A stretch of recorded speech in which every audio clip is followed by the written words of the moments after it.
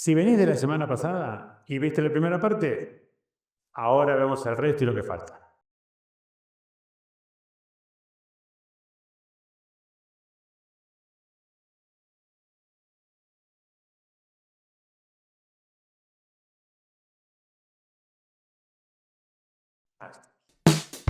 Hola amigos, bienvenidos a una nueva edición de Charlando de Fotografía entre Mate y Mate con el saber plenar alias la reina.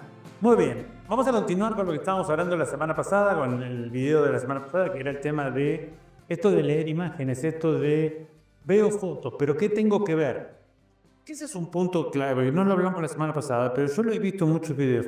No, los alumnos tienen que mirar fotos, todos tenemos que mirar fotos, hay que ver a los grandes maestros. Ah, ok, ¿y qué tenemos que ver? No, la calidad que tenían, su narrativa, cómo hacían. Y si yo no sé qué tengo que ver en una foto, ¿cómo voy a saber qué es la narrativa? ¿Se entiende? Entonces, la idea de lo que estamos hablando en el video pasado, si no lo viste, te dejo también el link acá para que accedas al video anterior. Y ahora tiene que ver con esto. ¿Cómo leo una foto? ¿Cómo la analizo? ¿Cómo la entiendo? ¿Qué cosas tengo que ver? Que no solamente tiene que ver con la técnica, si bien es importante, y cuando la semana pasada hablamos de los atributos fotográficos, que ahora le vamos a pegar una repasadita, tiene que ver con esto de decir, bueno, ¿cómo desmenuzo la foto? Pero hay un montón de aspectos más que no nos enseñan y que son fundamentales a la hora de ver cómo voy a entender esa fotografía, cómo la voy a disfrutar, a qué me va a llevar a pensar o a hacer sentir. Nos metemos en la segunda parte, le pegamos una vueltita a los atributos fotográficos rapidita para meternos, porque son los seis aspectos fundamentales. Cuando hablamos de los atributos fotográficos, dijimos que se trata de los elementos propios de la imagen y que los dividíamos en atributos icónicos e inherentes. Icónicos son los elementos que podemos reconocer dentro de la imagen. ¿Estamos? O sea que en esta imagen que estamos viendo son todos aquellos elementos que, digamos, componen en sí la fotografía. El sujeto con el gato en la espalda, con el cigarrillo en la boca, con un cartón en la mano, los edificios en el fondo, la bandera, la gente que está por cruzar, cómo están vestidos los edificios, la entrada al metro.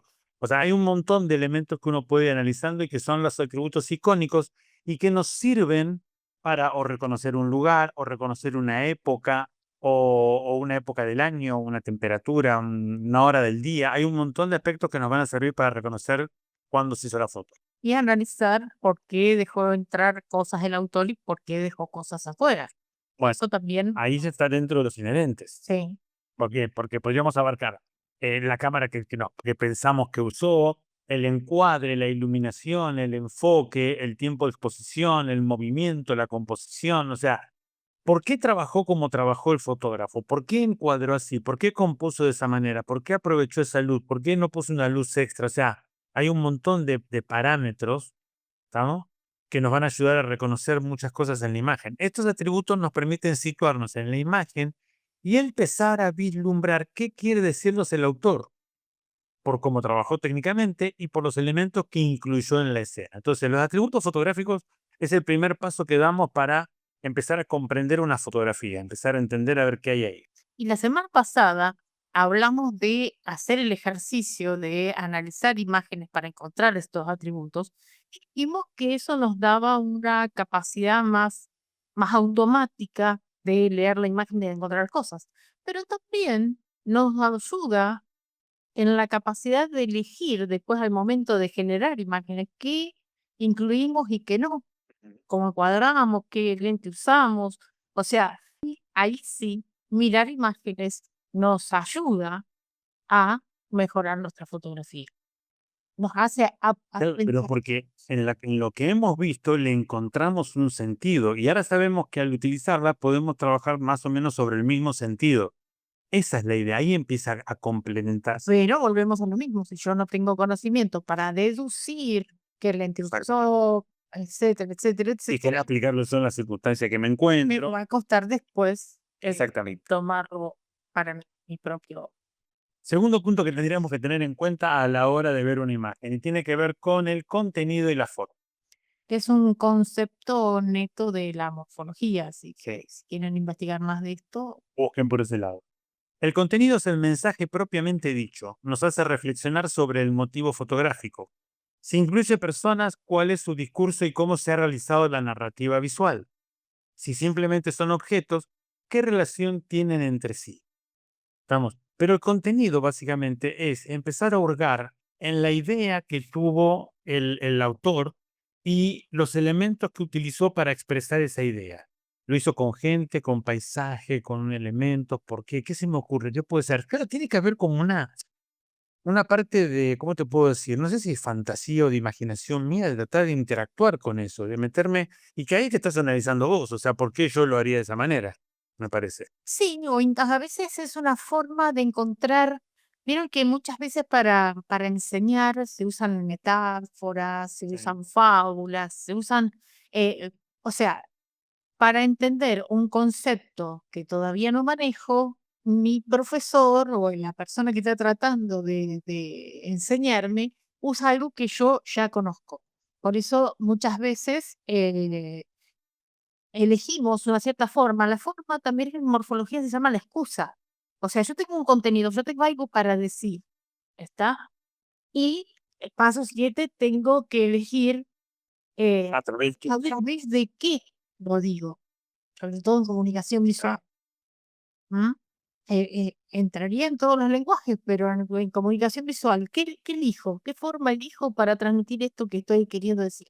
¿cuál sería el tema que hubiera, digamos, como fotógrafo lo que hacemos es, tomamos de la realidad física, o personas, o elementos, o lugares, o situaciones, o lo que sea, y lo vamos a encerrar, vamos a decirlo así, en un encuadre, vamos a cegarlo en un encuadre, claro, donde tenga toda la información necesaria para que el espectador comprenda lo que quiero decir. Eso es el contenido. La forma es cómo lo digo. A través de esos elementos que elegí, cómo lo digo. ¿Estamos? Por eso que muchas veces la forma también se la conoce como la excusa. Y me atrevo a más. Me atrevo a decir que este proceso se puede utilizar al revés, sobre todo en el bodegón. Tenemos un elemento, queremos practicar bodegón en una tarde de lluvia, quiero practicar un poco de fotografía. Hay un elemento que me gusta mucho, una vajilla, una estatua, lo que sea. Mate. Puedo hacer el proceso inverso, decir, ¿qué puedo decir con esto? O como muchas veces lo planteo Gustavo, ¿qué historia puedo contar con esto? Puedo generar nostalgia, puedo eh, generar conciencia de alimentación, no sé. O sea, estoy tirando cosas por decir que uno puede tener, Trabajar el imán. claro, tener muchas vías Sí. y ahí ya estaríamos hablando de creatividad, que eso es Más adelante. harina de otro costal. En la forma podemos entender los aspectos inherentes, o sea, acuérdense que los inherentes era la manera en cómo trabajó, cómo utilizó los recursos técnicos para expresarse en base a limitaciones y posibilidades, o sea, cómo utilizó la luz. Fueron flashes, luz natural, mezcla de ambas, su composición, la distancia focal, el punto de vista, el ángulo de toma, todo ese tipo de cosas. Bueno, que eso también entraría en la categoría de los inherentes, ¿no? Exactamente. Vamos a género o clasificación. Los géneros nos ayudan a entender un conjunto de reglas con los que se lee una imagen que pertenece a uno de ellos en particular. Así que no es lo mismo leer una fotografía de retrato en estudio que una fotografía creada en forma espontánea en la calle, o una fotografía de paisaje con un reportaje. No es lo mismo comparar, no puedo decir, esta es buena, pero esta no, o esta es más linda que la otra, si son cosas diferentes. Comprender este conjunto de convenciones permite delimitar si se trata de una imagen que sigue las reglas o que contradice preceptos o que aporta nuevos elementos a un género. Uno de los temas es el hecho de que a mí me gusta más el tipo de foto que aquellas o estas que las otras, o me parece que es más lindo un paisaje que un bodegón. Son géneros totalmente distintos con diferentes grados de dificultad, con diferentes, digamos, técnicas. Pero ahí estamos Entonces, hablando de preferencias, ¿no? De una comparación no, pero objetiva. por eso me refiero al hecho que es importante definir un género o una clasificación de una imagen. ¿Por qué? Porque en realidad me va a decir, bueno, no, a ver, el tipo está trabajando dentro de lo que es un bodegón, por ejemplo, o dentro de lo que es un retrato. Bueno, perfecto. El retrato en estudio o el retrato armado, preparado, tiene tales cuestiones. Ahora, la foto tomada en la calle, que puede ser una fotografía callejera, con que haya una persona, no necesariamente es un retrato. Entonces, no puedo comparar ese, no, esta foto en la calle es más linda que el retrato. Son cosas distintas. Ujú. ¿Está? Entonces, a lo que vamos es que está bueno comprender el género o la clasificación porque nos permite de alguna manera comprender que si hizo un paisaje, trabajó con los parámetros que están establecidos para el tratamiento de los paisajes, o de los retratos, o de los bodegones, o de los reportajes, lo que sea. El género tiene que ver con la relación figura-fondo y con él. O sea, vos tenés material sobre Sí, sí, hemos hablado. casos de género. Sí. Eh, Pero básicamente, a lo que vamos a hablar es lo siguiente. De ahí yo puedo decir, pucha, esta persona trabajó en tal género, pero fíjate que le aporta esto, aquello, el otro, que no es normal verlo en este tipo de fotografías, en este género. Entonces, pero queda bien, o está bueno. Y ahí es donde uno empieza a tener una lectura distinta, decir, ¿cómo se atrevió a hacer esto? ¿Por qué? Mirá qué bueno, mirá qué genial. No sé si estamos hablando de romper reglas, no lo sé. Pero sí estamos hablando de que aportarle cosas a un género que no se lo ve generalmente. O no es sí, así. o bien entender por qué hizo la imagen de esa manera para mantenerse sí dentro del género, por ejemplo. Sí, eso también. Vamos a otro punto.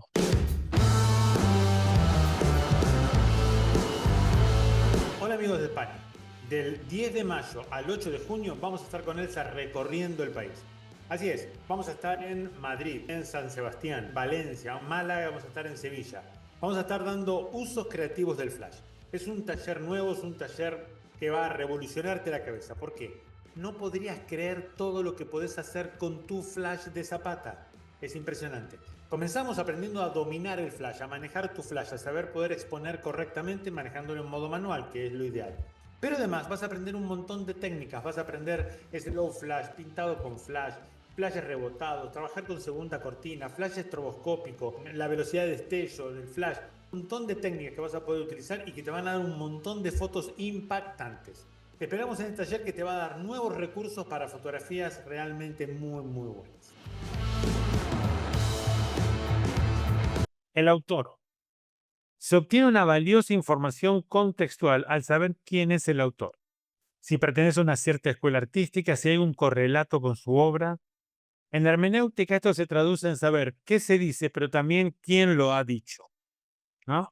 Entonces, cuando hablamos de autor, hay diferencias importantes en uno y otro. Hay diferencias temporales, hay diferencias geográficas, de concepto en los diferentes autores que uno puede estar viendo. No es lo mismo ver una fotografía de Pedro Luis Raoto, un fotógrafo argentino que ha trascendido internacionalmente, que ha hecho de la fotografía, digamos, realmente un arte a través de sus retratos y sus situaciones que creaba con la iluminación y todo, con los montajes que hacía en laboratorio, porque Raoto fallece en el año 86, así que Mm. toda la película, ¿no? Hacía montajes en laboratorio muy buenos.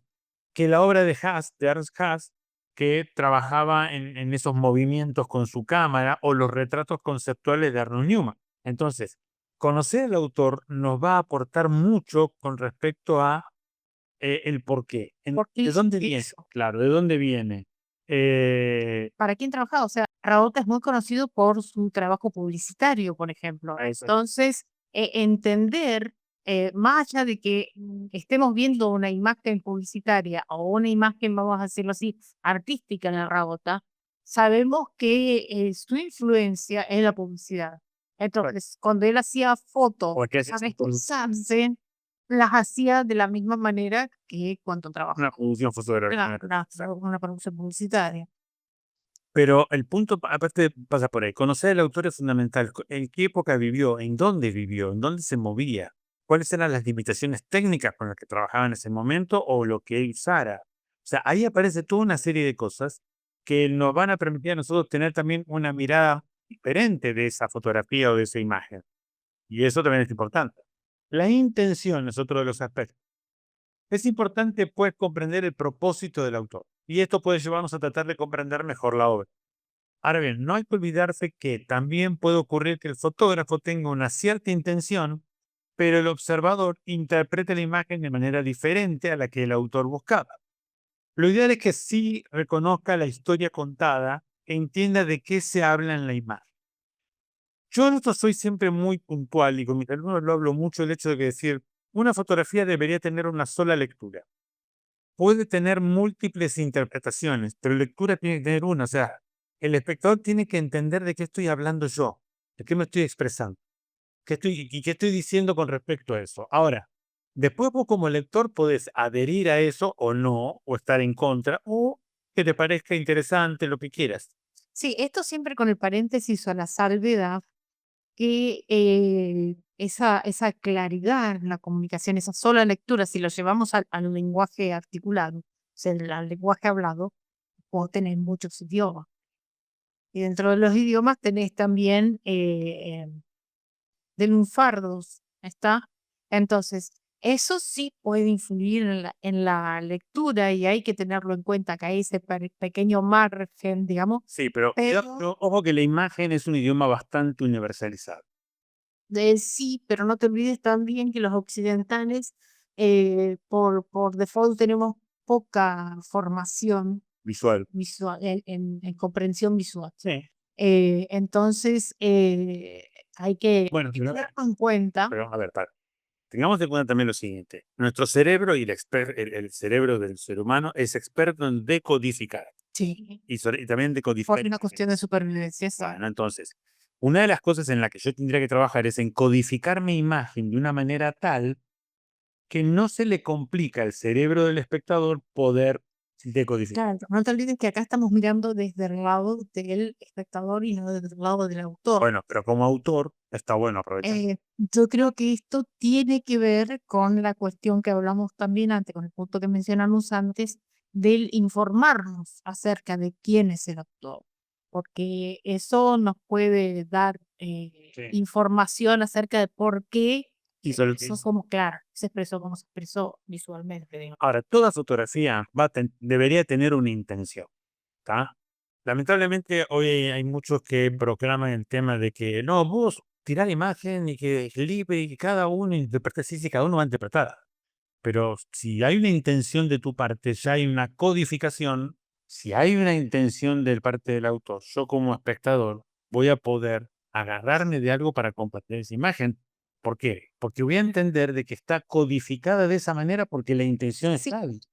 A lo que no estoy de acuerdo es que el autor no tenga una intención. pero como espectador te puede servir igual. ¿Verdad? Porque pegó un zapallazo, porque la pegó. Pero después una imagen caótica, como muchas de las que vemos. Bueno, pero vos como intérprete, como observador, y vos le podés sacar partido, pero para sacar Sí. buen partido tenés que estar sobre aviso de que siempre hay una intención, clara o no clara, o sea, podríamos decir consciente o no consciente, pero siempre hay una intención. Entonces, Lo descubro ahí. yo como espectador tengo que tener en cuenta. Lo que yo creo que sí es importante dentro de lo que estamos hablando hoy, que es desde el punto de vista del espectador, que el espectador tiene que saber que siempre hay una intención detrás de una imagen, que no siempre puede estar clara, porque el autor quizá no la tenga, puede no estar clara porque yo no tengo el mismo background que el autor y eso condiciona mi percepción, pero yo tengo que en este caso, a mi forma de entender, basarme en mi intención. O sea, Como lectores de la imagen. ¿para qué miro la imagen? ¿Está? Vamos con la representación alegórica. ¿Qué representa esa imagen en base a los puntos analizados? ¿Es el mensaje final de la foto lo que el fotógrafo quiso transmitir? ¿Entendemos que el fotógrafo codificó esa imagen de esa manera particular para expresarse a través de un mensaje específico? ¿Qué representa para mí? ¿Cómo me afecta? O sea, acá encuentro sí el tema de la intención del espectador. O sea, quiero ir a encontrar algo. Estamos. Quiero saber, a ver, quiero que haya algo en esa imagen en lo cual yo pueda leer, pueda entender, o sea, que de alguna manera pueda comprender y que me sirva. Bueno, la representación alegórica básicamente entonces sería el final de la obra. O sea, ¿qué es lo que quiere decir? ¿Qué está expresando? ¿Qué está transmitiendo? ¿Cómo lo está diciendo? ¿Qué cosas quiere que se entienda? ¿Qué es lo que entiendo yo? La intención de lo que hablamos antes, la intención del lector, que es lo que vos estabas hablando, es decir, bueno, yo quiero encontrar un mensaje en eso. Entonces empiezo a buscar esa conexión. Que ese es otro problema en el que mucha gente no entiende. O sea, mucha gente le saca la foto y dice, bueno, a ver qué esta foto, no sé, salta sobre mí y se mete en mi cerebro y me hace entender. No, No. vos tenés que ponerle, Hay una que tener una intención. intención de buscar, Ujú. encontrar un mensaje. O sea, ¿qué me está queriendo decir? Porque si, papi, lo que decías vos, ser consciente de que siempre tiene que haber una intención, o que hay una intención. Entonces, bueno, si el fotógrafo hizo esta foto y me la está mostrando porque tiene una intención, ¿cuál es la intención del fotógrafo? ¿Y cuál es mi intención? O sea, yo creo que mi intención tiene que ser encontrar un mensaje, algo que me genera una cosa. Por último, me voy a analizar esa fotografía de la manera antes dicha y eso permitirá apreciar la visión del fotógrafo.